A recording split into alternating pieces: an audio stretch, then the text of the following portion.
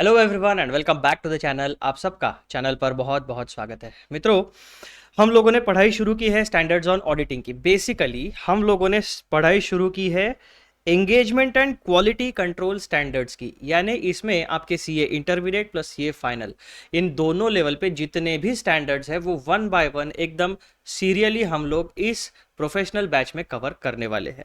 तो उसमें सबसे पहला जो चैप्टर हमारा है वो है preface to the standards on quality control, standards on auditing, standards on review, standards on other assurance engagements and standards on related services।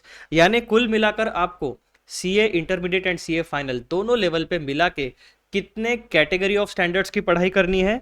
ये क्वालिटी वाला हो गया आपका नंबर 1, ऑडिटिंग के हो गए number 2, review number 3, other assurance number 4 and related services number 5।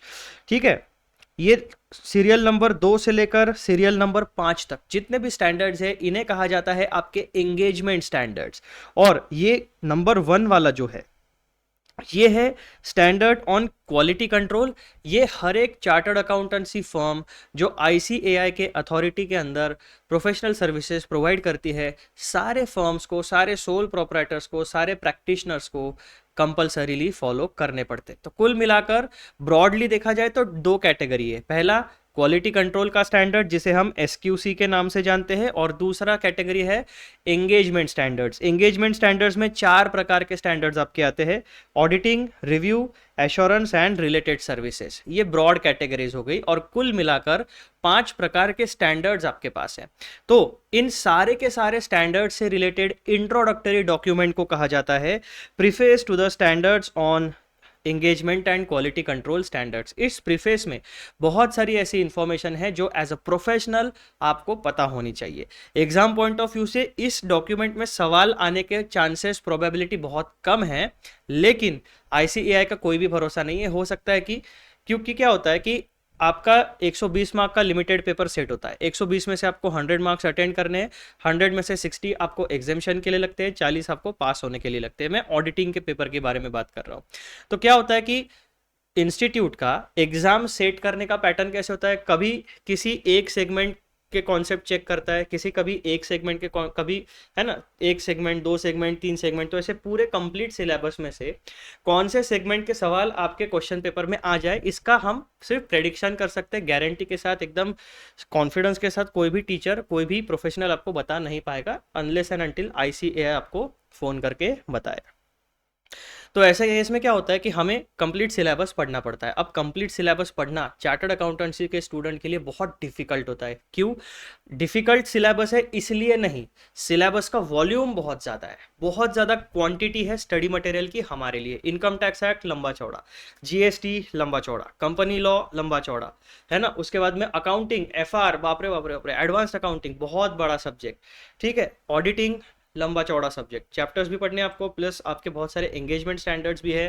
तो basically क्या होता है, हमारे चार्टर्ड अकाउंटेंसी के सिलेबस में हर एक सब्जेक्ट अपने आप में एक प्रैक्टिस का एवेन्यू है। यानी अगर आप केवल अकाउंटिंग के बारे में बात करोगे तो जितना भी नॉलेज आपके पास अकाउंटेंसी से रिलेटेड है, केवल उसमें ही आप प्रैक्टिस करके अच्छा खासा पैसा कमा सकते हो। अगर किसी व्यक्ति को लगता है कि वो ऑडिटिंग में अपना प्रोफेशन, अपना करियर बनाना चाहता है, तो वो केवल ऑडिटिंग वाले एस्पेक्ट पर फोकस करके अपना करियर बना सकता है। किसी को अगर लगता है कि मुझे इनकम टैक्स में अपना करियर बनाना है, या फिर इनडायरेक्ट टैक्सेस में, जीएसटी, कस्टम्स में अपना करियर बनाना है, या फिर कंपनी लॉ कंसल्टेंसी में करियर बनाना है, तो उसमें केवल एक ही सब्जेक्ट को टारगेट करके आप अपना प्रोफेशनल करियर बना सकते हैं। इतना पोटेंशियल चार्टर्ड अकाउंटेंसी के हर एक सब्जेक्ट में है।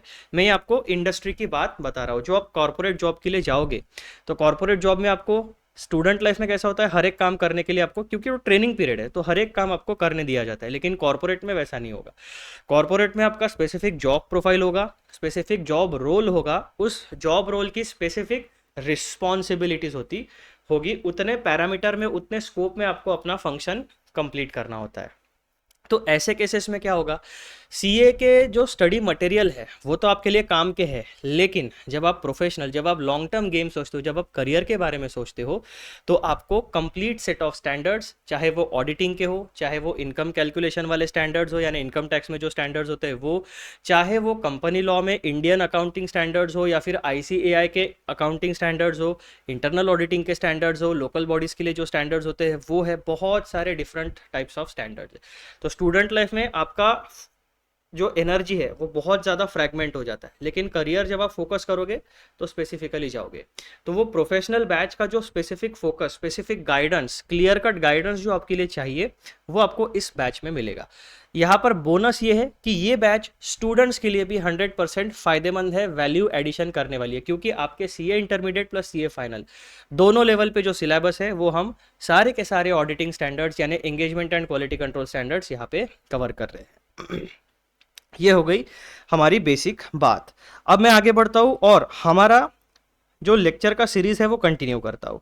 तो आपको ये तो पता चल गया कि हम लोग वीडियो में preface to the standards on quality control यानी बेसिकली एंगेजमेंट वाला इंट्रोडक्शन वाला डॉक्यूमेंट हम लोग पढ़ रहे हैं। अब उसमें हमारा जो टॉपिक शुरू है वो है टॉपिक नंबर 5 अदर स्टैंडर्ड्स, जो कि आपके प्रीफेस में पैराग्राफ नंबर 7 में कवर किए गए हैं।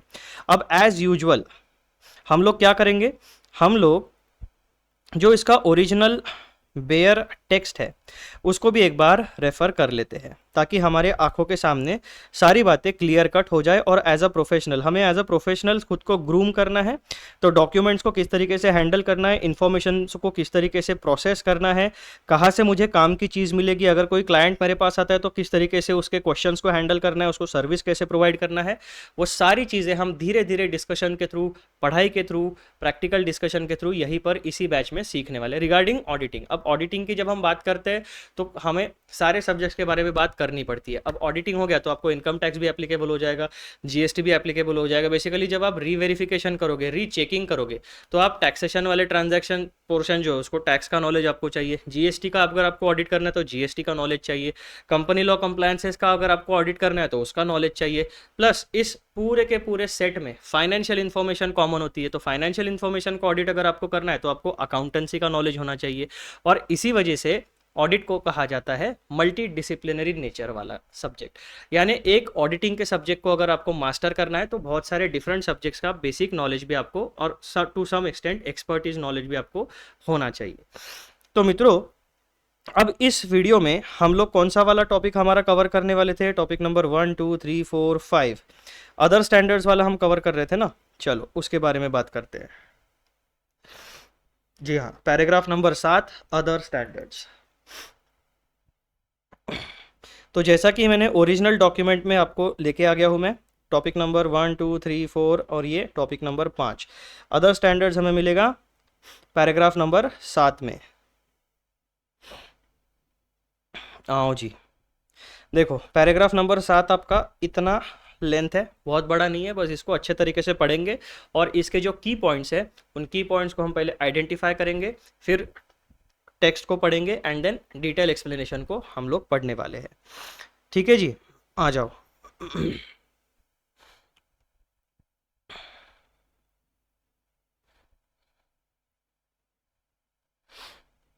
तो मित्रों, ये है हमारा प्यारा प्यारा टॉपिक नंबर 5। टॉपिक नंबर 5 का नाम है अदर स्टैंडर्ड्स। अब अदर स्टैंडर्ड से आपको एक बात पता चल गई कि प्रीफेस का जो पैराग्राफ नंबर 7 है वो बात करता है अदर स्टैंडर्ड्स के बारे में। अब यहाँ पर अदर स्टैंडर्ड्स में कौन सी चीज़ें कवर होने वाली है, आपको SA को छोड़ के जितने भी बचे हुए स्टैंडर्ड्स हैं वो सारे स्टैंडर्ड्स की बात हम यहाँ पर करने वाले हैं। तो इसमें सबसे पहले हम पढ़ेंगे इंट्रोडक्शन, यानी पैराग्राफ नंबर 7 अदर स्टैंडर्ड्स के बारे में एक बेसिक इंट्रोडक्शन। उसके बाद में की फीचर्स ऑफ अदर स्टैंडर्ड्स, उसमें सबसे पहले हम पढ़ने वाले हैं structure of standards. Each standard is composed of the following की एलिमेंट्स, यानी जितने भी अदर स्टैंडर्ड्स है उसके ये की एलिमेंट्स आपको हर एक स्टैंडर्ड में कॉमन मिलने वाले हैं।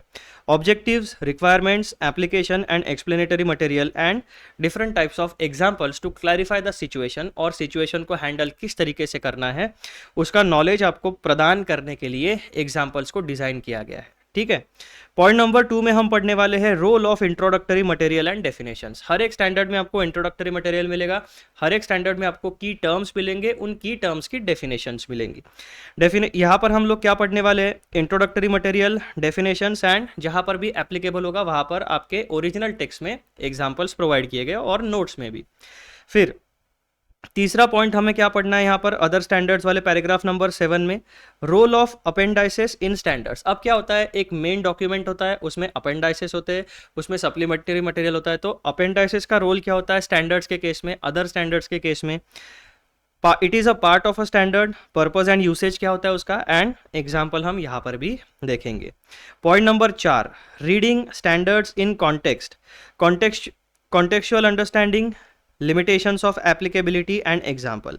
तो ये जो स्टैंडर्ड्स होते हैं ना, ये स्पेसिफिक किसी एक स्पेसिफिक कॉन्टेक्स्ट या किसी स्पेसिफिक सिचुएशन या किसी स्पेसिफिक ट्रांजैक्शन को टारगेट करके बनाए जाते हैं कि भाई अगर ऑडिटिंग प्रोफेशन में कोई एक सर्टन सिचुएशन आपके सामने आती है तो उस सिचुएशन में ऑडिटर का रिस्पॉन्स कैसे होना चाहिए, और अगर प्राइमरी रिस्पॉन्स से आपको सफिशिएंट अप्रोप्रिएट ऑडिट एविडेंस नहीं मिलता है तो secondary tertiary alternative audit procedures आपको किस तरीके से हैंडल करने हैं, मैनेजमेंट या फिर दोस्त चार्ज विद गवर्नेंस वालों के साथ आपको कम्युनिकेशन कैसे करना है, एंड अल्टीमेटली ये सारी प्रोसीजर्स फॉलो करने के बाद जो आपकी सिचुएशन होगी उस सिचुएशन को एनालिसिस करके आपके रिपोर्ट में किस तरीके से रिफ्लेक्ट करना है, ये सारी चीज़ें आपको स्टैंडर्ड्स में पढ़ने को मिलने वाली है।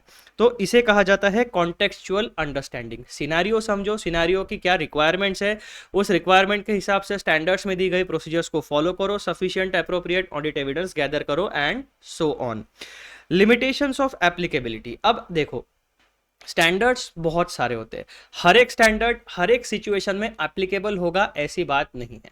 कोई स्टैंडर्ड्स होते हैं जो जनरलाइज बात बताते हैं, कुछ स्टैंडर्ड्स में कुछ पैराग्राफ्स या कुछ प्रोविजंस ऐसी होती है जो आपको एकदम स्पेसिफिकली टारगेटेड केवल एक ही इशू के बारे में गाइडेंस प्रोवाइड करती है। वो जहां पर स्पेसिफिक गाइडेंस है वहां पर जनरलाइज हम उस सिद्धांत को, उस प्रिंसिपल को जनरली एप्लीकेबल नहीं कर पाएंगे। वो स्पेशलाइज्ड ट्रांजैक्शंस के लिए डेवलप किया है तो उसे वहीं पर अप्लाई किया जाएगा। और कौन सा सिद्धांत यानी कौन से प्रिंसिपल्स, कौन से कॉन्सेप्ट्स जनरली एप्लीकेबल है, कौन से सिद्धांत या कौन से प्रिंसिपल्स या कौन से कॉन्सेप्ट्स स्पेसिफिकली एप्लीकेबल है, ये सारी चीजें आपको उसी स्टैंडर्ड में पर्टिकुलरली क्लैरिटी के साथ बताई जाएगी।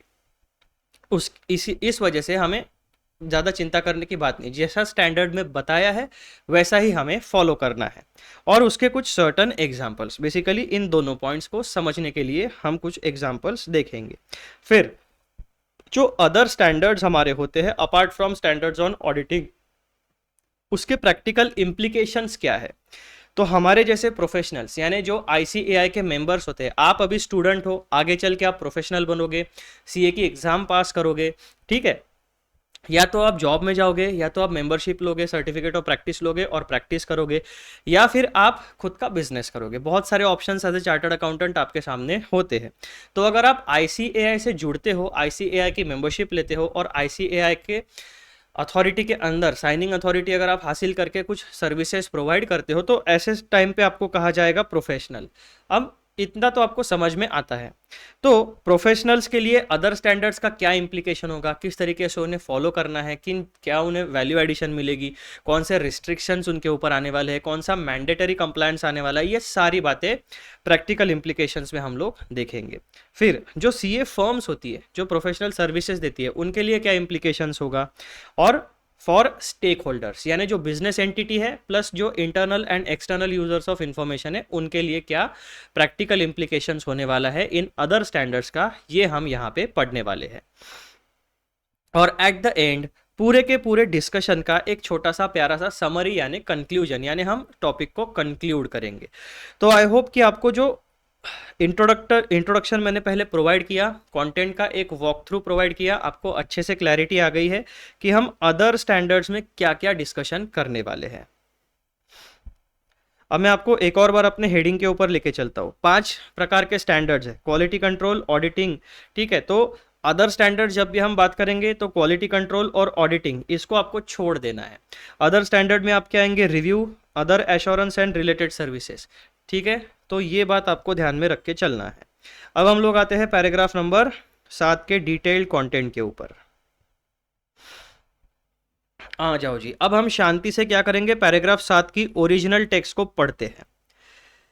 The other engagement standards identified in paragraph 3B to 3D। अब हम क्या करेंगे, जहां पर भी हमें कोई रेफरेंस मिला फटाक से जाके रेफरेंस ऊपर देख लेंगे। कौन से पैराग्राफ बोल रहा है वो, paragraph number 3B and 3D, यानी पैराग्राफ नंबर 3 का क्लॉज बी से लेकर डी तक जितने स्टैंडर्ड्स लिस्ट किए गए हैं उनके बारे में पैराग्राफ नंबर 7 यहाँ पर बात कर रहा है। तो मुझे सबसे पहले पैराग्राफ नंबर 3 को ढूंढना है। आ जाओ, पैराग्राफ नंबर 3 कहाँ पे गया,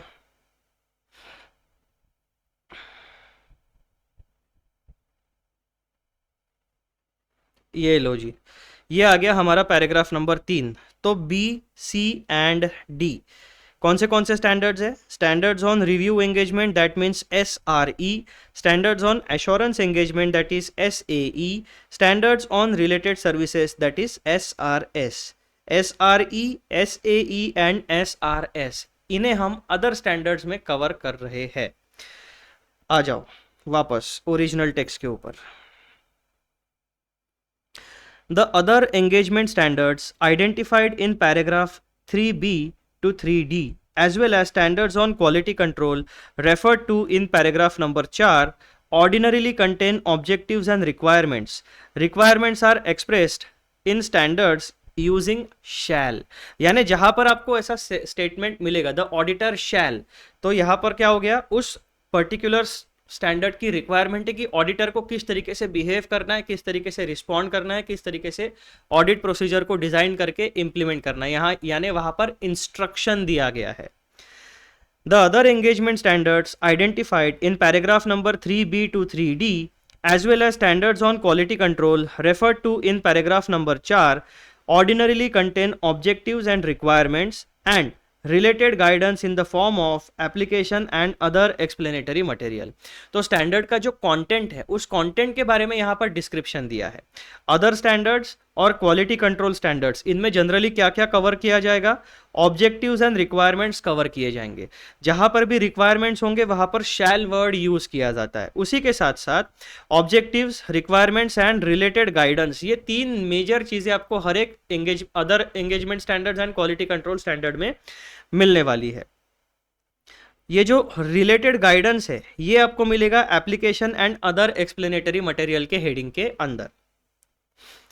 They may also contain introductory material that provides context relevant to a proper understanding of the standards and definitions। तो यहाँ पर आपको objectives, requirements, related guidance, introductory material जिसमें आपके definitions वगैरह दिए होंगे, सारी चीज़ें उसमें आएगी। पूरा का पूरा content यानी अदर engagement standards में content की कैटेगरीज क्या है, उनका सेगमेंटेशन क्या है, उनका क्लासिफिकेशन क्या है, इसके बारे में जानकारी अभी तक हमें मिली है। The entire text of standard therefore is relevant to an understanding of the objectives stated in the standard and the proper application of the requirements of a standard। इसका मतलब क्या हो गया भाई साहब, कि अगर आपको किसी स्टैंडर्ड को समझना है तो उसकी कंप्लीट टेक्स्ट को आपको समझना पड़ेगा, क्योंकि हर एक टेक्स्ट, हर एक सेगमेंट एक दूसरे से रिलेशन रखता है। The entire text of a standard therefore is relevant to an understanding of the objective stated in the standard and the proper application of the requirements of a standard। तो यहाँ पर पूरा का पूरा आपको टेक्स्ट समझना पड़ेगा, क्यों, ताकि आप जो ऑब्जेक्टिव्स उसमें बताए गए हैं एंड स्टैंडर्ड को अप्लाई किस तरीके से करना है, उन चीज़ों को आपको एज अ प्रोफेशनल समझना पड़ेगा। The purpose and intended use of an appendix are explained in the body of the related standard or within the title and introduction of the appendix itself। यानी जो appendix आपको दिया जाएगा उसका purpose क्या है, उसको यूज कैसे करना है, उसमें दी गई इंफॉर्मेशन का क्या मतलब होता है, वो सारी चीज़ें या तो आपको मेन स्टैंडर्ड के मटेरियल में मिल जाएगा या फिर जो अपेंडिक्स होगा उसके इंट्रोडक्टरी मटेरियल में सारी चीज़ें क्लैरिटी के साथ आपको बता दी जाएगी। An individual standard should be read in context of the objective stated in the standard as well as this preface। यानी ईच इंडिविजुअल स्टैंडर्ड, यानी आपका ऐसे 200 की सीरीज में जितने भी स्टैंडर्ड्स है, 200, 210, 240, या फिर आपके 500 की सीरीज में जितने स्टैंडर्ड्स है, 700 की सीरीज में जितने स्टैंडर्ड्स है, हर एक इंडिविजुअल स्टैंडर्ड आपको पढ़ना है, और ये प्रीफेस जो है वो हर एक इंडिविजुअल स्टैंडर्ड को एप्लीकेबल रहेगी। यानी ये प्रीफेस प्लस इंडिविजुअल स्टैंडर्ड, ऐसा कॉम्बिनेशन मिला के आपको कंप्लीट सिनेरियो का अंडरस्टैंडिंग एंड एनालिसिस करना पड़ेगा। An individual standard should be read in context of the objective stated in the standard as well as this preface.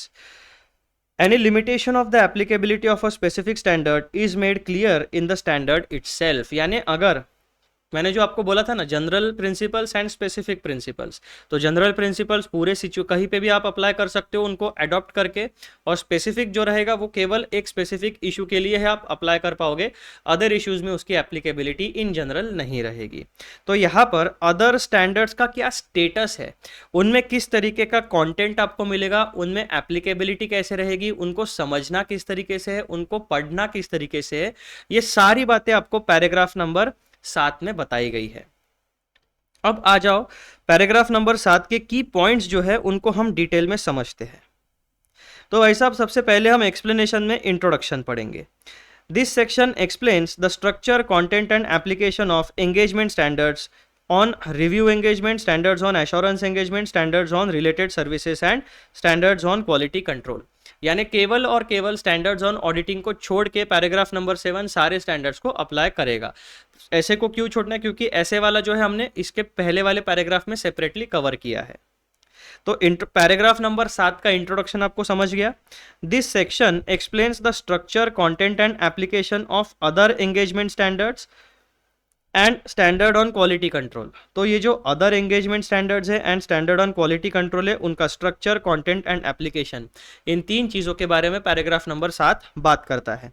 It emphasises how these standards guide professionals in achieving their objectives, complying with their requirements and applying the associated guidance.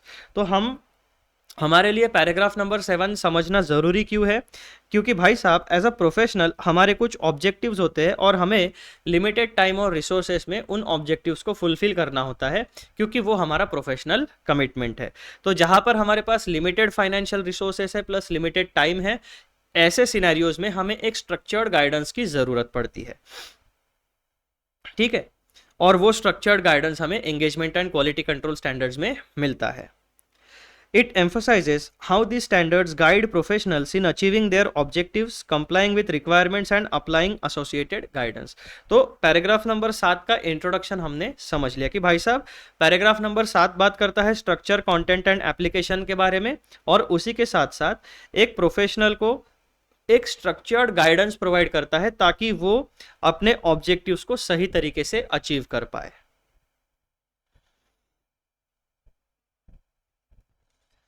आ जाओ अब paragraph number 7 के जो की features है उसको हम समझते हैं। अब पैराग्राफ नंबर 7 अदर स्टैंडर्ड्स में कौन सी चीजें हम कवर करने वाले, आपके दिमाग में आप ये बिल्कुल फिक्स कर लेना। अभी पैराग्राफ नंबर 7 चालू है ना, तो पैराग्राफ नंबर 7 में हम लोग अदर एंगेजमेंट स्टैंडर्ड्स, उसमें 3 review engagements, assurance engagements and related services plus quality control standard, ऐसे 4 स्टैंडर्ड्स के बारे में हम लोग बात कर रहे हैं पैराग्राफ नंबर 7 अदर स्टैंडर्ड्स। तो इन चारों के मिला के की फीचर्स क्या होते हैं। बेसिकली पैराग्राफ नंबर 7 में हमें क्या पता चलता है कि भाई साहब स्ट्रक्चर ऑफ स्टैंडर्ड्स कैसा है वो हमें पता चलेगा। Each standard is composed of the following की एलिमेंट्स। 4 प्रकार के स्टैंडर्ड्स अदर एंगेजमेंट स्टैंडर्ड्स में हम कवर कर रहे हैं, उसमें ऑब्जेक्टिव्स आपको मिलेगा। ऑब्जेक्टिव क्या बताते हैं आपको, this state the intended outcomes और goals to be achieved by adhering to the standard. यानी अगर कोई स्टैंडर्ड आपको ऑब्जेक्टिव बताता है तो एज अ प्रोफेशनल आपको पता होना चाहिए कि वो ऑब्जेक्टिव आपको फुलफिल करना है during the course of your professional service. जब भी आप कोई प्रोफेशनल सर्विस देते हो, अदर एंगेजमेंट स्टैंडर्ड में से अगर आपके प्रोफेशनल सर्विस में कुछ अप्लाई करता है तो उसको आपको फुलफिल करना पड़ेगा, स्टैंडर्ड को फॉलो करते हुए आपको अपनी प्रोफेशनल सर्विस देनी पड़ेगी। तो ऑब्जेक्टिव का मतलब क्या होता है, This state the intended outcomes or goals to be achieved by adhering to the standard। adhering मतलब स्टैंडर्ड के प्रोविजंस को मानते हुए आपको अपनी प्रोफेशनल सर्विसेज देनी पड़ेगी, और जब आप स्टैंडर्ड्स को फॉलो करोगे तो ऑटोमेटिकली आप स्टैंडर्ड में बताया गया ऑब्जेक्टिव फुलफिल कर पाओगे। पॉइंट नंबर बी, रिक्वायरमेंट्स, यानी इन स्टैंडर्ड्स में कुछ रिक्वायरमेंट्स बताई जाएगी। रिक्वायरमेंट का मतलब क्या? That is an instruction. Auditor shall, a professional shall, यानी आपको ऐसा करना है। You are required to perform certain action, इसका मतलब ये होता है। Expressed using the word shall, requirements define the mandatory actions or procedures to be performed by the professional. Professional who is the professional? A certified chartered accountant as per the meaning stated in the ICAI Act, यानी sorry आपका ICAI ने CA Act में आपकी जो भी chartered accountant की definition है, उस डेफिनेशन को जो भी व्यक्ति फुलफिल करता है, जिसके पास सर्टिफिकेट है CA एग्जाम्स पास करने का प्लस सर्टिफिकेट ऑफ प्रैक्टिस है, रजिस्टर्ड मेंबर है, वो उसे हम कहते हैं प्रोफेशनल। और उस प्रोफेशनल को रिक्वायरमेंट्स, यानी ये मैंडेटरी होता है, आप ऑप्शनल नहीं होगा, मैंडेटरी। रिक्वायरमेंट मतलब मैंडेटरीली आपको उन प्रोविजंस के साथ कंप्लाई करना पड़ेगा। Expressed using the word shall, requirements define the mandatory actions और प्रोसीजर्स टू बी परफॉर्म। ठीक है भाई साहब।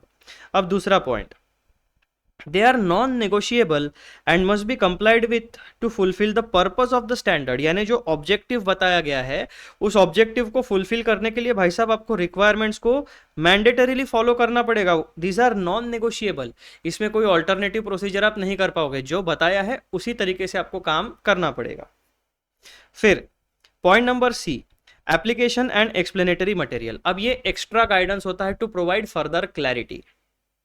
जो मेन टेक्स्ट होती है उस मेन टेक्स्ट को और अच्छे तरीके से समझाने के लिए, यानी आपके ऑब्जेक्टिव्स एंड रिक्वायरमेंट्स को और अच्छे तरीके से, क्लियर तरीके से एग्जाम्पल के साथ समझाने के लिए आपको application and other explanatory material दिया जाता है। मेन टेक्स्ट में आपका ऑब्जेक्टिव्स एंड रिक्वायरमेंट्स रहेगा और इनको और अच्छे तरीके से समझाने के लिए application and other explanatory material दिया जाता है। Basically this is a supplementary study material. ये भी बहुत रिलेवेंट होता है। अभी एक बहुत मज़ेदार आपको बात बताता हूँ। अब ये बात आपको ठीक लगती है या गलत लगती है, ये डिसीजन मैं आपके ऊपर छोड़ता हूँ। आपके जो स्टडी मटेरियल है सीए इंटरमीडिएट लेवल के ऊपर प्लस सीए फाइनल लेवल के ऊपर, उसमें क्या किया गया आपको पता है? अगर फॉर एग्जांपल ऐसे 200 हम लेते हैं, ऐसे 200 इज क्या? Overall objectives of the independent auditor. तो ऐसे 200 में बहुत सारे पैराग्राफ्स है और बहुत बड़ा अदर एक्सप्लेनेटरी मटेरियल है, application and other explanatory material. अब आपका जो सीए इंटरमीडिएट का स्टडी मटेरियल इंस्टीट्यूट ने प्रिपेयर किया है उसमें सीरियली पैराग्राफ नंबर 1 2 3 4 5 6 7 ऐसा आपके स्टडी मटेरियल में नहीं डाला है। एक कॉन्सेप्ट उठाया है, उस कॉन्सेप्ट में अगर ऐसे 200 का एक पैराग्राफ अप्लाई होता है तो वो पैराग्राफ फॉर्म में डाल दिया, वहां पे कोई पैरा नंबर कोई रेफरेंस नहीं दिया कौन से एसए में से ये लिया है। ठीक है, उसके बाद अगर 500 वाले एसए में से उसी कॉन्सेप्ट में अगर कोई लगता है तो वहां से ऐसा रैंडमली, यानी बेसिकली आपकी किताब में बहुत ज़्यादा कहीं पे रेफरेंसेस नहीं है कि भाई साहब ये कौन से स्टैंडर्ड ऑन ऑडिटिंग में से लिया गया है, कौन से एंगेजमेंट स्टैंडर्ड में से लिया गया है।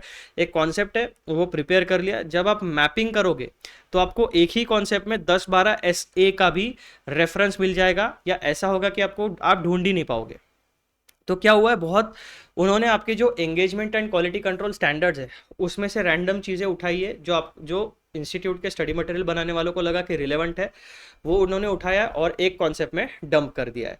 तो ऐसे में क्या होता है कि टीचर को पढ़ाना भी बहुत मुश्किल होता है, क्योंकि आधी चीज़ ऐसे 200 में से, आधी चीज़ 240 में से, आधी चीज़ और ऐसे 700 में से आ गई है।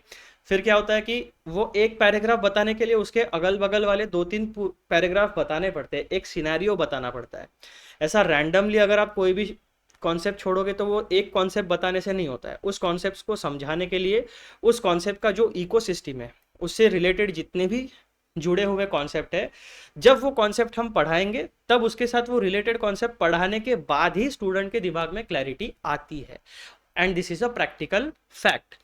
लेकिन इस तरीके से चीज़ें होती है। तो ये जो एप्लीकेशन मटेरियल है, और इसी वजह से क्या हुआ, मुझे इस प्रोफेशनल बैच की ज़रूरत पड़ी। आपको एग्जाम के लिए गाइडेंस देने वाले तो यूट्यूब के ऊपर बहुत मिलेंगे, लेकिन अगर आपको करियर में स्टैंडर्ड्स ऑन ऑडिटिंग या engagement and quality control standard का एक कलेक्टिवली डिक्शनरी अगर चाहिए तो that dictionary is this batch. तो ये जो application and other explanatory material है, दिस इज ऑल्सो रिलेवेंट। आपके स्टडी मटेरियल में इसमें से भी उठा के पैराग्राफ्स और टेक्स्ट मटेरियल डाला हुआ है, लेकिन आप ढूंढ नहीं पाओगे, थोड़ा सा आपको टाइम लगेगा अगर आपको ढूंढना है तो। एक मेन पैराग्राफ दिया है, फिर एक्सप्लेनेटरी मटेरियल, फिर मेन पैराग्राफ, फिर एक्सप्लेनेटरी मटेरियल। तो मैं ऐसे मैंने 3-4 आपके 3-4 चैप्टर्स को ऐसा मैपिंग किया था इंटरमीडिएट और फाइनल लेवल पे बहुत टाइम कंज्यूम होता है उसमें भाई साहब। इसलिए क्या भाई, जो मॉड्यूल में दिया है वो पढ़ो शांति से, ज़्यादा दिमाग लगाने की ज़रूरत नहीं है। क्योंकि जो चीज़ मॉड्यूल में, अगर मॉड्यूल में ऐसे या किसी engagement and quality control standard का नाम नहीं दिया, सिर्फ इन्फॉर्मेशन दिए, तो हम एग्जाम में भी वही लिखेंगे। क्योंकि हमारे इंस्टीट्यूट के स्टडी मटेरियल में अगर नहीं दिया है, तो आप ये एक्सपेक्ट नहीं कर सकते कि हम एज अ स्टूडेंट पेपर में प्रॉपरली ऐसे का नाम, पैराग्राफ का नाम और वो सारी चीज़ें लिखेंगे। This is my personal opinion. लेकिन बहुत बार क्या होता है कि जब इंस्टीट्यूट आंसर तैयार करता है, यानी सजेस्टेड आंसर, तो वो सजेस्टेड आंसर में पूरा रेफरेंस देता है कि भाई साहब ये ऐसे है, ऐसे का ये पैराग्राफ है, ये उसका इंटरप्रिटेशन है, पूरा बिल्कुल रेफरेंस के साथ एक कंप्लीट आंसर तैयार किया जाता है। लेकिन एक क्वेश्चन और किताब सामने रख के आंसर तैयार करना इज अ डिफरेंट थिंग। और एग्जाम में 3.25 घंटे में, यानी बेसिकली 3 घंटे में पूरा का पूरा पेपर लिख के आना, वो भी थियोरेटिकल पेपर। अभी 30 मार्क के आपके जो भी एमसीक्यू आएंगे, 20-30 मार्क के जितने भी मार्क्स के होंगे, तो वो आपका बर्डन कम हुआ है। लेकिन फिर भी 70 मार्क्स का जो आपका है लिखना है, तो थोड़ा सा आपको अपनी कैपेबिलिटी जो है बढ़ानी पड़ेगी, है ना। जो आप 40-50 मार्क टारगेट करते हो, वो ज़्यादा टारगेट करने पड़ेंगे। और इसी सारी बातों को ध्यान में रखते हुए हमारे सामने एक ही बात आती है, भाई साहब ओरिजिनल टेक्स्ट उठाओ, बिल्कुल सीरियली सारे पैराग्राफ पढ़ो, सारे पैराग्राफ्स का इंटरप्रिटेशन पढ़ो। हो सकता है 10 दिन के जगह पर 50 दिन हमें ऑडिट के लिए देने पड़े, लेकिन इस तरीके से हमें अभी आगे चलना है। क्योंकि क्या हो जाता है फिर, आपका वो एक केस स्टडी वाला भी उन्होंने सब्जेक्ट डाल दिया, ओपन बुक वाला, उसमें तो सारे सब्जेक्ट एप्लीकेबल है आपको। तो फिर एक बच्चा अगर कोई 5 साल पहले अगर कोई ग्रुप 1 क्लियर करके बैठा है, या 2 साल पहले कोई ग्रुप 1 क्लियर करके बैठा है, तो भाई साहब वो केस स्टडी वाला सब्जेक्ट जो भी है उसको पढ़ने के लिए फिर से सारे सब्जेक्ट को आपको पढ़ना पड़ेगा। So these are some hard facts. तो अब क्या हो गया, डिसीजन मेकिंग अथॉरिटी हमारे स्टूडेंट्स के पास तो नहीं है, हम बहुत सारे अभी चेंजेस तो नहीं कर पाएंगे, प्रोटेस्ट करने से कोई फ़ायदा नहीं होने वाला है। सो एज अ स्टूडेंट हमें क्या करना है भाई साहब, जितने भी सब्जेक्ट है बिल्कुल सीरियस हो जाओ। सीरियस मीन्स ऐसा बिल्कुल जीना नहीं छोड़ना है, लेकिन पढ़ाई जो है वो फोकस्ड रहेगी। आपका मेमोरी गेम बहुत स्ट्रांग होना चाहिए, ठीक है। सीए अगर बनना है आज के सिनेरियो में, तो आपका मेमोरी गेम बहुत स्ट्रांग होना चाहिए। अब क्या होता है, बहुत सारे लोग ऐसा बोल देते हैं कि भाई रट्टा मारना पड़ेगा, और रट्टा मारना इज़ अ बुरी चीज़। लेकिन मुझे आप एक बात बताओ कि हमारी एग्ज़ाम का नेचर एंड पैटर्न ही वैसा है कि हमारा मेमोरी गेम अगर स्ट्रांग है, तभी हम जाके लिख पाएंगे, तभी हम जाके परफॉर्म कर पाएंगे, और तभी हम चार्टर्ड अकाउंटेंट सही समय रहते हुए बन पाएंगे। यानी तो 10 साल लगा रहे, 12 साल लग रहे, 15 साल लग रहे, जीवन खराब हो गया पूरा बच्चों का सीए में, ऐसा नहीं होना चाहिए। जो भी आप वीडियो देख रहे हो, एक बात ध्यान में रखना, आपका मेमोरी गेम स्ट्रांग आपको डेवलप करना पड़ेगा, ठीक है। तो आ जाओ यहाँ पर पैराग्राफ नंबर 7 में हम application and other explanatory material, इसका मतलब क्या होता है, provides additional guidance to help professionals understand and properly implement the objectives and requirements। यानी जो हमारे ऑब्जेक्टिव्स और रिक्वायरमेंट्स बताए जाते हैं किसी भी स्टैंडर्ड में, उनको सही तरीके से अप्लाई करने के लिए और इम्प्लीमेंट करने के लिए हमें एडिशनल एक्सप्लेनेटरी मटेरियल दिया जाता है to provide further clarity. Includes detailed explanations, examples and other clarifications. तो भाई साहब एप्लीकेशन एंड एक्सप्लेनेटरी मटेरियल क्या प्रोवाइड करता है हमें, provides additional guidance in the form of detailed explanations, examples and other clarifications। अब इसका एक एग्जाम्पल देखो, इन स्टैंडर्ड्स ऑन एश्योरेंस एंगेजमेंट्स यानी SAE, the objectives may outline the purpose of obtaining assurance on compliance with specific conditions, while the requirements define the exact steps auditor must follow to achieve the desired assurance level। तो यहाँ पर basically example में क्या बात हो गई है कि भाई साहब आपका कोई specific standard on assurance engagement है, वो आपको पर्पस यानी ऑब्जेक्टिव बताएगा कि आपको एश्योरेंस क्यों हासिल करना है, ठीक है। और रिक्वायरमेंट आपको क्या बताएगी, जो ऑब्जेक्टिव है वो आपका पर्पस है, एंड जो आपकी रिक्वायरमेंट है वो हो गए आपके स्टेप्स जो एक प्रोफेशनल ऑडिटर को फॉलो करना पड़ेगा to obtain desired assurance level. अब ये जो एश्योरेंस सर्विसेज होती है, इसे डिपेंड करता है कि आपका अपॉइंटमेंट लेटर में क्या लिखा हुआ है कि भाई आपको लिमिटेड एश्योरेंस देना है कि रीजनेबल एश्योरेंस देना है कि स्पेसिफिक एश्योरेंस देना है, किस प्रकार का एश्योरेंस देना है, वो आपके एंगेजमेंट लेटर में लिखा हुआ रहेगा।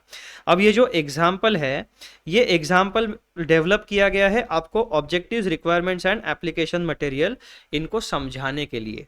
ठीक है भाई साहब।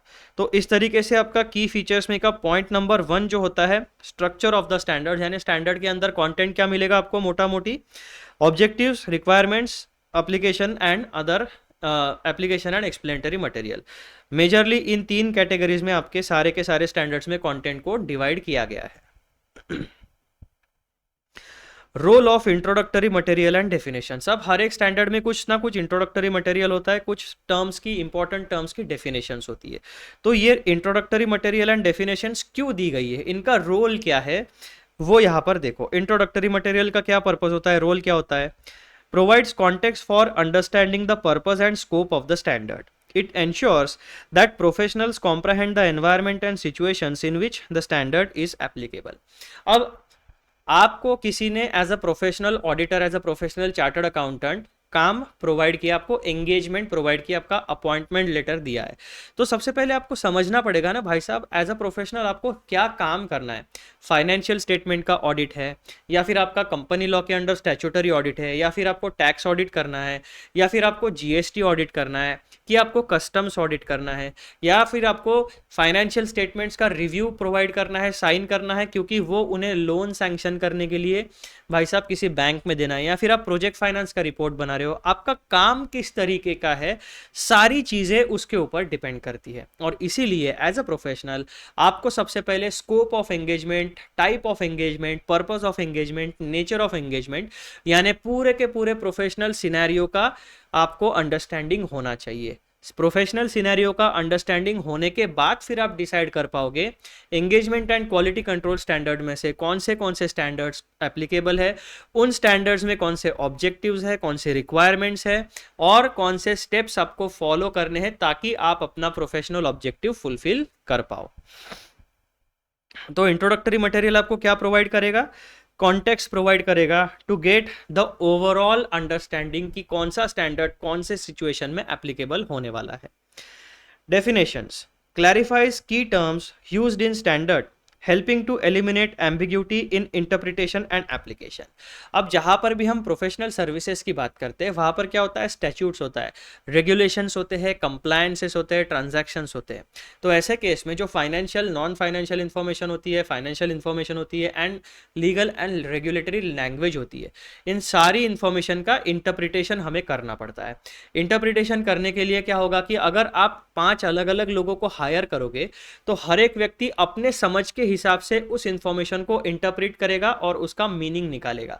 तो इन ऑल्टरनेटिव ऑप्शंस को खत्म करने के लिए, इतने डाइवर्स ऑप्शंस को खत्म करने के लिए क्या किया जाता है, स्टैंडर्डाइज फॉर्मूला बनाया जाता है, स्टैंडर्डाइज प्रोसेसेस बनाई जाती है, या फिर स्टैंडर्ड डेफिनेशंस को डेवलप किया जाता है ताकि हर एक व्यक्ति के दिमाग में एक पर्टिकुलर लाइन का, एक पर्टिकुलर टर्म का, एक पर्टिकुलर पैराग्राफ का सेम मीनिंग 5 प्रोफेशनल्स के दिमाग में रहेगा। महाराष्ट्र में जो काम करेगा उसके दिमाग में भी सेम मीनिंग, गुजरात में जो काम करेगा उसके दिमाग में भी सेम मीनिंग, पश्चिम बंगाल में जो काम करेगा उसके दिमाग में भी सेम मीनिंग। पूरे भारत में जितने भी स्टेट्स है, जितने भी सिटीज़ है, कोई भी प्रोफेशनल कहीं पे भी सर्विस प्रोवाइड करेगा तो उन सारे चीज़ों के पास, सारे लोगों के पास एक स्टैंडर्ड गाइडेंस होना चाहिए। अकाउंट्स का मतलब पूरे भारत में सब प्रोफेशनल्स के दिमाग में एक होना चाहिए। जीएसटी का मतलब जो टैक्सेशन है, टैक्सेशन की प्रोविजंस का मतलब एक होना चाहिए। सिमिलरली ऑडिटिंग के दुनिया में, ऑडिटिंग के प्रोफेशन में अगर कोई टर्मिनोलॉजी हम यूज़ करते हैं तो पूरे के पूरे भारत में वो टर्मिनोलॉजी का मीनिंग सेम होना चाहिए हर एक प्रोफेशनल के दिमाग में। इसीलिए डेफिनेशंस को बनाया जाता है ताकि एक वर्ड का, एक टेक्निकल टर्म का सेम मीनिंग सारे प्रोफेशनल्स के दिमाग में फिक्स हो जाए और एम्बिग्यूटी यानी कंफ्यूजन हट जाए और टोटल क्लैरिटी उन सारे प्रोफेशनल्स के दिमाग में आ जाए। Example, in standards on review engagement that is SRE, definitions may clarify the meaning of review procedures or limited assurance to ensure consistency in application। इसका मतलब क्या है, देखो अगर स्टैंडर्ड ऑन रिव्यू एंगेजमेंट यानी अगर किसी बिजनेस एंटिटी ने या फिर किसी गवर्नमेंट एंटिटी ने आपको रिव्यू एंगेजमेंट के लिए हायर किया कि भाई साहब ये हमारी फाइनेंशियल इन्फॉर्मेशन, इसका रिव्यू करके एक रिपोर्ट बना के हमें दो, आपकी साइन उस पर होनी चाहिए एज अ चार्टर्ड अकाउंटेंट। तो ऐसे केसेस में क्या होगा, आपका जो स्टैंडर्ड है वो review procedures and limited assurance, ऐसे ये दो टर्म्स या फिर आपके एंगेजमेंट से रिलेटेड जितने भी टर्म्स है, इस सिनेरियो से रिलेटेड जितने भी टर्म्स है, उनके डेफिनेशंस वहाँ पर, मीनिंग वहाँ पर दिया हुआ रहेगा। To ensure consistency in application, यानी जब भी आप रिव्यू एंगेजमेंट का काम करोगे तो हर एक प्रोफेशनल का एक सेम फॉर्मूला होना चाहिए, ताकि आपकी प्रोफेशनल सर्विसेज में एक कंसिस्टेंसी होनी चाहिए। कंसिस्टेंसी से क्या होता है, क्वालिटी डेवलप होती है। कंसिस्टेंसी से क्या होता है, credibility, reliability and timeliness develop होता है। अगर हम एक ही प्रोसीजर को कंसिस्टेंटली अप्लाई करते चलेंगे तो हमें क्रेडिबिलिटी, रिलायबिलिटी, ट्रस्टवर्दीनेस, ट्रांसपेरेंसी, ऐसी बहुत सारी क्वालिटी हम वहां से हासिल कर सकते हैं, दैट मीन्स गेन कर सकते हैं। और ऑडिटिंग प्रोफेशन का सबसे मेन चीज़ यही होता है कि हमें रीजनेबल एश्योरेंस जनरेट करना होता है। बेसिकली हमारे ओपिनियन का हमारे साइनिंग अथॉरिटी पे एक ट्रस्ट होता है पूरी इंडस्ट्री का। हाँ भाई साहब, सीए की साइन है, मतलब काम ठीक तरीके से हुआ है, इसमें ये फाइनेंशियल इंफॉर्मेशन जो है वो सही तरीके से मेंटेन की गई है। फिर point number 3, role of appendices in standards. Part of the standards. Appendices are an integral part of the explanatory material and provide practical tools such as checklist, formats or examples to assist in the application of the standard. अब किसी भी standard के साथ, engagement and quality control standard के किसी भी standard में अगर आपको अपेंडाइसेस मिलता है तो वहां पर आपको क्या क्या मिल सकता है भाई साहब, टूल्स, चेकलिस्ट, फॉर्मेट या फिर केस स्टडीज या एग्जांपल्स उसमें दी जाएगी to provide you further guidance, to provide you readily available tools, यानी कोई सर्टन फॉर्मूलाज, चेकलिस्ट, फॉर्मेट्स और examples.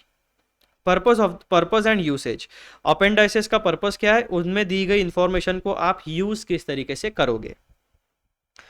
The purpose of each appendix is either explained in the body of the standard, यानी standard की main language जो होती है, जो main paragraphs होते हैं उन्हीं में बताया जाएगा, या फिर directly in the introduction of appendix itself. तो ये जो अपेंडाइसेस का जो पर्पस एंड यूसेज है, इसके बारे में इंफॉर्मेशन आपको दो जगह पर मिल सकती है, या तो पूरे स्टैंडर्ड में कहीं ना कहीं मेंशन कर दिया जाएगा, या फिर जो अपेंडाइसेस रहेगा उसमें एक इंट्रोडक्टरी पैराग्राफ रहेगा, उसमें उसका पर्पस एंड यूसेज बता दिया जाएगा। Example, an appendix in standard on related services. अब हम किसकी बात कर रहे हैं, SRS, standard on related services, might include an example of a report, might include an example of a report format for engagements involving agreed upon procedures which professionals can refer to when drafting their reports। अब क्या होता है कि ये जो हमारे related services होती है, तो हमारा बेसिकली काम क्या होता है, फॉर्मेट ओरिएंटेड काम है। फाइनेंशियल स्टेटमेंट्स का सर्टन फॉर्मेट होता है। बैंकिंग, अगर बैंकिंग एंटिटी है तो बैंक वालों का एक सर्टन फाइनेंशियल स्टेटमेंट का फॉर्मेट है। इंश्योरेंस कंपनी है तो उनका फाइनेंशियल स्टेटमेंट का फॉर्मेट है। आपकी और कौन सी कंपनी है, इलेक्ट्रिसिटी कंपनी है तो उनका एक सर्टन फॉर्मेट है। पार्टनरशिप फर्म, उनका एक सर्टन फॉर्मेट है। Sole proprietor, certain format. तो जो law and rules and regulations अगर स्पेसिफिकली फाइनेंशियल रिपोर्टिंग फ्रेमवर्क में फॉर्मेट बताते हैं तो उनका फॉलो करना है, या फिर आपके किसी भी स्टैंडर्ड में अगर कोई फॉर्मेट दिया है तो आप उस फॉर्मेट को फॉलो करोगे। लेकिन जब भी क्लैश होगा, यानी कोई स्टैट्यूट में अगर फॉर्मेट है और हमारे अपेंडाइसेस में भी फॉर्मेट है, तो आप कौन सा वाला फॉर्मेट फॉलो करोगे, जो कानून, जो लीगल लैंग्वेज में बताया गया है उस फॉर्मेट को आप फॉलो करोगे। आगे जी बात आपको समझ में। उसके बाद point number 4, reading standards in context, contextual understanding. Each standard should be read in context of its stated objective. भाई साहब, यानी जो स्टैंडर्ड में ऑब्जेक्टिव दिया है उस ऑब्जेक्टिव को फुलफिल करने के लिए रिक्वायरमेंट्स, एक्सप्लेनेटरी मटेरियल और सारी चीजें आपको दी जाएगी, ये आपको समझना है, ठीक है। Along side the preface which provides overarching principles for all standards। overarching principles मतलब इन जनरल प्रीफेस में जितनी बातें बताई गई है वो सारे इंडिविजुअल स्टैंडर्ड्स को एप्लीकेबल होती है। तो जब भी आप किसी स्टैंडर्ड को अप्लाई करोगे तो आपको प्रीफेस का नॉलेज बेस प्लस उस इंडिविजुअल स्टैंडर्ड का नॉलेज बेस, ऐसे दोनों को मिला के फिर प्रैक्टिकली चीजें अप्लाई करनी पड़ेगी। ठीक है भाई साहब। Limitations of applicability. Any limitations or exclusions in the applicability of a standard are explicitly stated within the standard। भाई साहब यानी स्टैंडर्ड कहाँ पे एप्लीकेबल होता है, कहाँ पर एप्लीकेबल नहीं होगा, कहाँ पर पार्शली एप्लीकेबल होगा, ये सारी चीज़ें उसी स्टैंडर्ड में स्पेसिफिकली आपको क्लियरली बताई जाएगी। Example, a specific standard on related services may state that it is applicable only to engagements involving agreed upon procedures for financial information and is not to be applied to audits or reviews। यानी यहाँ पर example भी मैंने एकदम generic दिया है। आपको standard on related services में अगर कोई स्पेसिफिक स्टैंडर्ड है तो वो ये बता सकता है कि भाई साहब इस पर्टिकुलर एसआरएस में जितनी भी बातें दी गई है वो आपके ऑडिट एंड रिव्यू में एप्लीकेबल नहीं होगी, वो केवल और केवल अग्रीड अपॉन प्रोसीजर्स में ही एप्लीकेबल होने वाली है। अब आते हैं हम लोग अदर एंगेजमेंट स्टैंडर्ड्स के प्रैक्टिकल इम्प्लीकेशंस के ऊपर। तो जो प्रोफेशनल्स है उनके लिए क्या इम्प्लीकेशंस होते हैं इन स्टैंडर्ड्स के। For professionals must adhere to the requirements expressed as shall to ensure compliance with the standards. यानी जितने भी ICAI से जुड़े प्रोफेशनल्स हैं जिनके पास साइनिंग अथॉरिटी है, जिन्होंने रजिस्ट्रेशन लिया है, मेंबरशिप लिया है, भाई साहब आपको सारे स्टैंडर्ड्स को मैंडेटरीली फॉलो करना पड़ेगा। The explanatory material and appendices offer detailed guidance to help interpret and implement the requirements effectively। जब तक आप स्टूडेंट हो तब तक भाई साहब आप अपने इंस्टीट्यूट के स्टडी मटेरियल को रेफर करो, और जैसे ही आप एक प्रोफेशनल बनते हो भाई साहब आपको ओरिजिनल टेक्स्ट को रेफर करना है। ओरिजिनल टेक्स्ट में जितने भी पैराग्राफ 1 2 3 4 है उनको समझो। अगर उनको समझने में आपको और दिक्कत जा रही है तो आप क्या करोगे, एक्सप्लेनेटरी मटेरियल एंड अपेंडाइसेस को समझोगे और पैराग्राफ प्लस उससे जुड़ा हुआ एक्सप्लेनेटरी मटेरियल प्लस अपेंडाइसेस, ऐसी पूरी इंफॉर्मेशन को पढ़ के फिर अपने प्रोफेशन को आपको डेवलप करना है। Example, in standards on review engagements, the professional must comply with the review procedures outlined in the standards and refer to the explanatory material for clarity on how to execute those procedures। तो आपको जो actual में instruction requirements के under दिए हैं उस particular situation में आपको वो मैंडेटरीली फॉलो करने हैं, प्लस अदर एक्सप्लेनेटरी मटेरियल समझो ताकि आपको क्लैरिटी के साथ समझ में आ जाए कि भाई साहब किसी भी स्टैंडर्ड में कौन सी रिक्वायरमेंट है, किस तरीके के ऑडिट प्रोसीजर्स फॉलो करने हैं और अपना बताया हुआ ऑब्जेक्टिव कैसे फुलफिल करना है। अब सीए फर्म्स जो होती है, जो चार्टर्ड अकाउंटेंसी फर्म्स है, उनके लिए प्रैक्टिकल इंप्लीकेशंस क्या है अदर एंगेजमेंट स्टैंडर्ड्स के। Firms must establish system to ensure that their professionals understand the structure of standards and comply with both the requirements and the related guidance। भाई साहब कहीं पे भी अगर आप चार्टर्ड अकाउंटेंसी फर्म में काम करने वाले हो as a intern, as a professional या फिर एज अ चार्टर्ड अकाउंटेंट, तो आपको एक बात समझनी पड़ेगी कि एज अ प्रोफेशनल भाई साहब आपको सारे के सारे स्टैंडर्ड्स का स्ट्रक्चर, उनमें क्या क्या कंप्लायंसेस है, क्या क्या रिक्वायरमेंट्स है और अदर एक्सप्लेनेटरी मटेरियल यानी रिलेटेड गाइडेंस में क्या क्या बातें हैं, ये क्लैरिटी के साथ आपको समझनी पड़ेगी। क्योंकि जब तक एज अ प्रोफेशनल आपके दिमाग में क्लैरिटी नहीं है आप सही तरीके से सर्विसेज प्रोवाइड नहीं कर पाओगे। अगर आपके दिमाग में क्लैरिटी नहीं है तो गलतियां होगी, एरर्स होंगे, एरर्स अगर होते हैं और वो एरर्स पकड़ में आते हैं तो आपका लीगल एक्शन या फिर डिसिप्लिनरी एक्शन हो सकता है। तो ये सारे हैसल को हटाने के लिए सबसे बेस्ट तरीका क्या है, अच्छे से पढ़ाई करो, सारे स्टैंडर्ड्स को समझो और सही तरीके से स्टैंडर्ड्स को ईमानदारी से अप्लाई करते रहो। जो स्टेक होल्डर्स होते हैं उनको क्या फायदा होता है इन स्टैंडर्ड्स का। Stakeholders benefit from consistent and high quality engagement as professionals are guided by uniform standards that ensure reliability and transparency। तो भाई साहब stakeholders का एक ही है, हमको reliable सर्विस चाहिए और जो भी आपकी रिपोर्टिंग होगी उसमें ट्रांसपेरेंसी चाहिए, कोई भी सीक्रेसी नहीं आप रख पाओगे। अब आते हैं भाई साहब हम इस पैराग्राफ नंबर 7 के कंक्लूजन के ऊपर। The other engagement standards and standards on quality control serve as a comprehensive guidance for professional। भाई साहब बहुत इंपॉर्टेंट स्टेटमेंट है ये जो स्टैंडर्ड्स है आपके other engagement standards and quality control standards, ये एक कॉम्प्रहेंसिव गाइड है किन लोगों के लिए, हमारे जैसे सीए प्रोफेशनल्स के लिए। Detailing objectives, mandatory requirements and explanatory material. क्यों, कॉम्प्रहेंसिव कंटेंट में क्या क्या चीजें कवर होने वाली है, कॉम्प्रहेंसिव गाइडेंस में objectives, mandatory requirements and explanatory material, तीनों चीजें कवर होने वाली है। Understanding the structure and content of these standards ensure proper implementation, enhancing the quality and credibility of the professional services. जब तक आप अंग्रेजी भाषा को सही तरीके से पढ़ोगे नहीं, सही तरीके से समझोगे नहीं, उसका सही तरीके से इंटरप्रिटेशन नहीं करोगे, तब तक आप अपने एग्जाम में भी स्कोर नहीं कर पाओगे। और जब आप कॉर्पोरेट इंटरव्यू के लिए जाओगे, जब एज अ फ्रेशर में बात कर रहा हूँ, जब आपके पास एक्सपीरियंस आ जाता है तो आप इंटरव्यूज मैनेज कर लेते हो, प्रॉपरली आंसर आप कर देते हो, क्योंकि आपने बहुत सारा काम किया हुआ होता है। लेकिन जब आप एज अ फ्रेशर जॉब के लिए जाते हो तो आपके दिमाग में क्लैरिटी होनी चाहिए कौन सा स्टैंडर्ड के बारे में बात हो रही है, और आपको कॉन्फिडेंटली वहाँ पर बताना है इंटरव्यू में कि भाई साहब ये सिनेरियो है, इस स्टैंडर्ड में ये बातें बताई गई है, इस तरीके से मैं इन चीज़ों को हैंडल करने वाला हूँ। तो ये सारी बातें आपको पैराग्राफ नंबर 7 में बताई गई है, और यहां पर हमारा पैराग्राफ नंबर 7 का डिस्कशन होता है मित्रों समाप्त। अब हम मिलेंगे अगले वीडियो में। अगले वीडियो में हम लोग कवर करने वाले हैं पैराग्राफ नंबर 8, जो बात करता है जनरल क्लैरिफिकेशंस के बारे में। ठीक है, तो ये वीडियो होता है यहाँ पर समाप्त, जहां पर हमने डिटेल डिस्कशन किया है पैराग्राफ नंबर 7 का। जाने से पहले एज यूजुअल एक छोटी सी रिक्वेस्ट, चैनल को सब्सक्राइब जरूर करिए, वीडियोस को लाइक जरूर करिए और वीडियोस को शेयर जरूर करिए। चलो मिलते हैं अगले वीडियो में, तब तक के लिए bye bye, take care and CA पढ़ाई करते रहो।